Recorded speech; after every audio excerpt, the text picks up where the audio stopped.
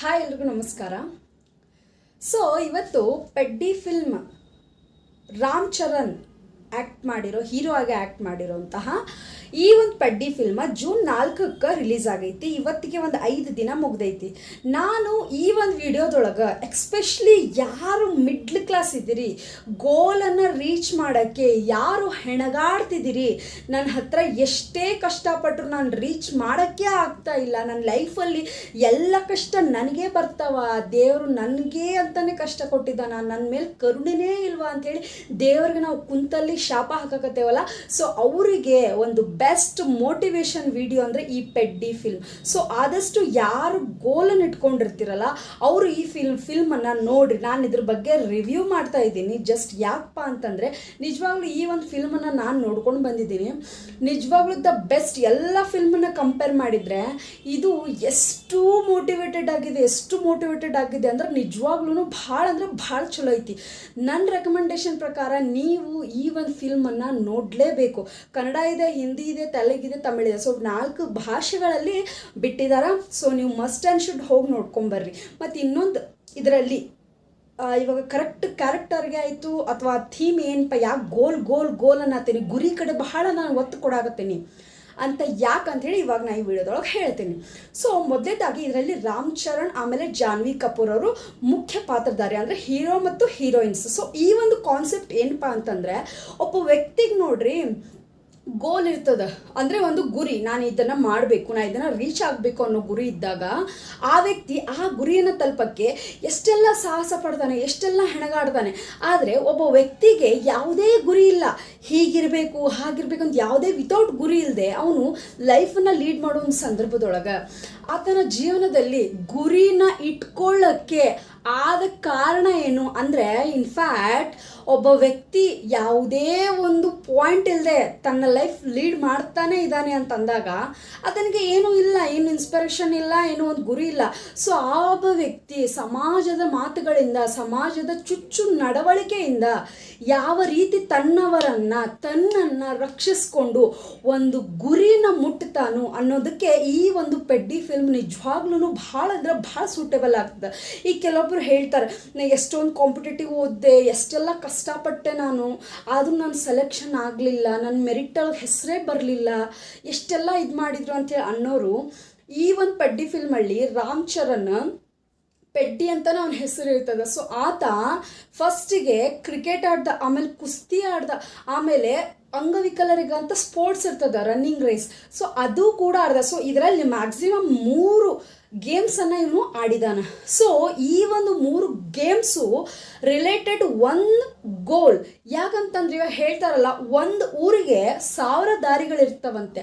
So ಇದು ಕೂಡ ಒಂದು ಗುರಿನ ತಲುಪಕ್ಕೆ 1000 ದಾರಿ. ಇದರಲ್ಲೂ ಕೂಡ ಗುರಿ ಏನಪ್ಪಾ ಅಂತಂದ್ರೆ, ಆ ಒಂದು ಬುಡಕಟ್ಟು ಜನಾಂಗ ಇರ್ತದ.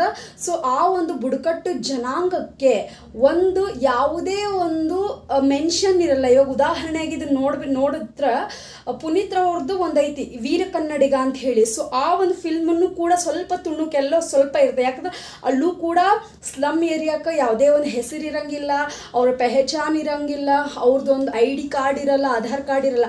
ಸೊ ಅದೇ ರೀತಿ ಇಲ್ಲೂ ಕೂಡ ಅವರು ಮಾಡಿದ್ದಾರೆ. ಸೊ ಈ ಒಂದು ಫಿಲ್ಮಲ್ಲಿ ಹೆಚ್ಚು ಯಾವುದೇ ಒಂದು ಈ ಭಾರತೀಯ ಪೌರನೆಂದು ಹೆಸರೇ ಇಲ್ಲದ ವ್ಯಕ್ತಿಯನ್ನು ಪರಿಚಯ ಮಾಡೋದು, ಆ ಒಂದು ಗುಂಪಿಗೆ ಒಳ್ಳೆಯ ಒಂದು ದಾರಿನ ಕಲ್ಪಿಸಿಕೊಡುವಂತಹ ಕಾರ್ಯನ ಈ ಪೆಡ್ಡಿಯನ್ನು ಅಂದರೆ ರಾಮ್ ಚರಣ್ ಅವರು ಮಾಡ್ತಾರೆ. ಇದರಲ್ಲಿ ಜಾನ್ವಿ ಕಪೂರ್ ಅವ್ರದ್ದು ಅಷ್ಟು ಪಾತ್ರ ಇರಲ್ಲ. ಒಂದು ಹೀರೋಯಿನ್ ಆಗಿ ಒಂದು ಹಳ್ಳಿ ಸೊಗಡಿನೊಳಗೆ ಇರುವಂಥ ಹೆಣ್ಣು ಮಗಳು ಯಾವ ರೀತಿ ಇರಬೇಕಲ್ಲ, ಸೊ ಆ ರೀತಿ ಚೇಷ್ಟೆ, ಅವಳೊಬ್ಬಳು ಅಧ್ಯಕ್ಷನ ಮಗಳಾಗಿರ್ತಾಳೆ. ಸೊ ಆಕಿ ನಡೆದುಕೊಂಡು ಬಂದ ರೀತಿ, ಆಮೇಲೆ ಸ್ವಲ್ಪ ಫನ್ ಆಗಿರ್ತದೆ, ಕೆಲವೊಂದು ಸೀರಿಯಸ್ ಆ್ಯಕ್ಟ್ಸ್ ಎಲ್ಲ ಇರ್ತಾವೆ. ಸೊ ಇದರಲ್ಲಿ ಮುಖ್ಯವಾಗಿ ಇವನು ಒಂದು ಕ್ರಿಕೆಟ್ ಆಡೋ ಸಂದರ್ಭದೊಳಗೆ ಇವನು ಬೆಸ್ಟ್ ಕ್ರಿಕೆಟ್ ಮ್ಯಾನ್ ಆಗಿರ್ತಾನೆ. ಅದಾದಮೇಲೆ ಆ ಕ್ರಿಕೆಟಲ್ಲಾಗ ಏನೋ ಒಂದು ಗದ್ದಲ ಆಗಿರ್ತದೆ. ನೀವು ಪೂರ್ತಿ ಫಿಲ್ಮ್ ನೋಡ್ರಿ, ನಾ ಫಿಲ್ಮನ್ನ ಎಕ್ಸ್ಪ್ಲೇನ್ ಮಾಡಿದ್ರೆ ನಿಮಗೆ ಅದು ನೋಡೋಕೆ ಇಂಟ್ರೆಸ್ಟ್ ಬರೋಲ್ಲ. ಸೊ ಈ ಒಂದು ಫಿಲ್ಮನ್ನು ನೀವು ಕಂಪ್ಲೀಟಾಗಿ ನೋಡ್ರಿ.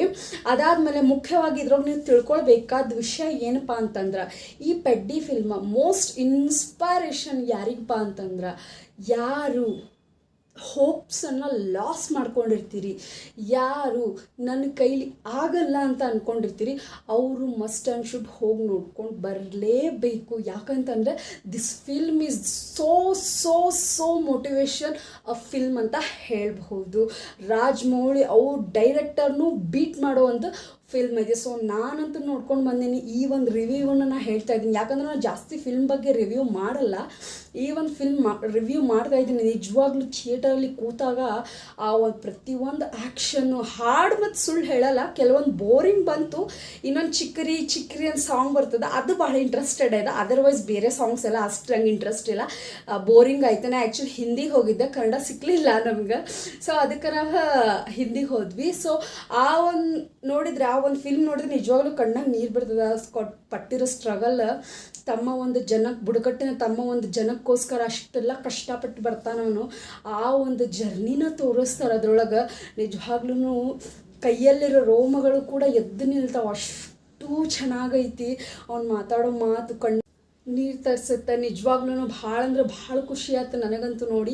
ಸೊ ನೀವು ಕೂಡ ಮಸ್ಟ್ ಶುಡ್ ವಾಚ್ ಅಂತ ಹೇಳ್ಬೋದು. ಯಾಕಂತಂದ್ರೆ ಇದರಲ್ಲಿ ಯಾವುದೇ ಒಂದು ಅಸಭ್ಯ ವರ್ತನೆ ಆಗಿರ್ಬೋದು ಏನಿಲ್ಲ. ತನ್ನವರಿಗೋಸ್ಕರ, ತನ್ನ ಒಂದು ಬುಡಕಟ್ಟಿನ ಜನಾಂಗದಕ್ಕೋಸ್ಕರ ಒಂದು ರೈಲ್ವೆ ನಿಲ್ದಾಣವನ್ನು ಮಾಡಿ ಅಂಥೇಳಿ ಆ ಒಂದು ಕಾನ್ಸೆಪ್ಟ್ ಬೇಸ್ ಮೇಲಿದೆ. ಹೌದು, ಇದೊಂದು ಕೆಲವೊಂದು 4-5 ಫಿಲ್ಮನ್ನು ಮಿಕ್ಸ್ ಮಾಡಿ ಒಂದು ಫಿಲ್ಮನ್ನು ಮಾಡಿರ್ಬೋದು, ಬಟ್ ಒಂದೇ ಫಿಲ್ಮಲ್ಲಿ ತುಂಬ ಚೆನ್ನಾಗಿ ತೋರಿಸಿದ್ದಾರೆ ಅಂತ ಹೇಳ್ಬೋದು.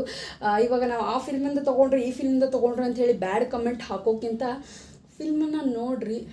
ಹೌದು, ಬೇರೆಯವ್ರ ಕಡೆಯಿಂದ ಕೆಲವೊಂದು ಟೈಮ್ ನಾವು ಕೂಡ ಕೆಲವೊಂದು ನ್ಯೂಸ್ ಇರ್ತವೆ, ನಾವು ನ್ಯೂಸ್ ಮ್ಯಾನ್ಸ್ ಇದ್ದ ತೊಗೊಳ್ಳೋ ಅಂಥ ವಿಷಯ ಅದು ಕೂಡ ಕಾಪಿನೇ ಆಗಿರ್ತದಲ್ವ.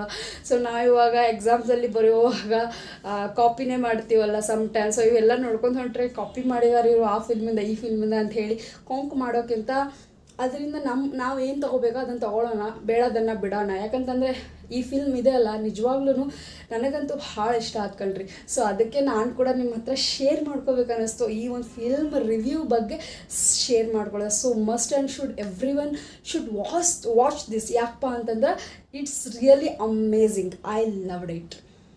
ನಿಜವಾಗ್ಲೂ ನೀವು ಕೂಡ ಹೋಗಿ ನೋಡ್ಕೊಂಡು ಬರ್ರಿ. ಯಾವ ರೀತಿ ಕಷ್ಟ ಬಂದಾಗ, ಕುತ್ತಿಗೆ ಮಟ್ಟ ಕಷ್ಟ ಬಂದಿರ್ತೈತಿ ರೀ ಅವನಿಗೆ, ಯಾವ ರೀತಿ ಫೇಸ್ ಆಗ್ತಾನೆ. ರಿಯಾಲಿಟಿವ್ ಆಗಲ್ರಿ ಮೇಡಮ್ ಅಂತೇಳಿ ನಾವು ಕ್ವಶನ್ ಮಾಡ್ಬೋದು, ಎಸ್ ಫ್ಯಾಕ್ಟ್. ಬಟ್ ಅದನ್ನು ಇವಾಗ ಪ್ರಾಬ್ಲಮ್ ಬಂದಿತ್ತು ಅಂತ ಹೇಳಿ ಯಾಕೆ ಬಂದೈತಿ ಬೈಯೋದು, ಜಗಳ ಮಾಡೋದು ನಾಟ್. ಅದನ್ನು ಯಾವ ರೀತಿ ನಾವು ಬಗೆಹರಿಸ್ಕೋಬೇಕು ಅನ್ನೋದು ನಾವು ಇಷ್ಟು ಕ್ಲಿಯರ್ ಕಟ್ಟಾಗಿ ತೋರಿಸಿದ್ದಾರೆ ಅಂದರೆ ನಿಜವಾಗ್ಲೂ ಭಾಳ ಭಾಳ ಭಾಳ ಚೆಂದ ತೋರಿಸಿದ್ದಾರೆ. ಸೊ ಎಲ್ಲರೂ must and should watch. Thank you so much. ಈ ಒಂದು ರಿವ್ಯೂ ನಿಮಗೆ ಸ್ವಲ್ಪ ಹೆಲ್ಪ್ ಆಗೈತೆ ಅಂತ ಅನ್ಕೊತೀನಿ. ಸೊ ಯಾರಿಗೆ ಇಷ್ಟ ಆಯಿತು ಲೈಕ್, ಶೇರ್, ಕಮೆಂಟ್, ಸಬ್ಸ್ಕ್ರೈಬ್ ಮಾಡಿ. Thank you so much.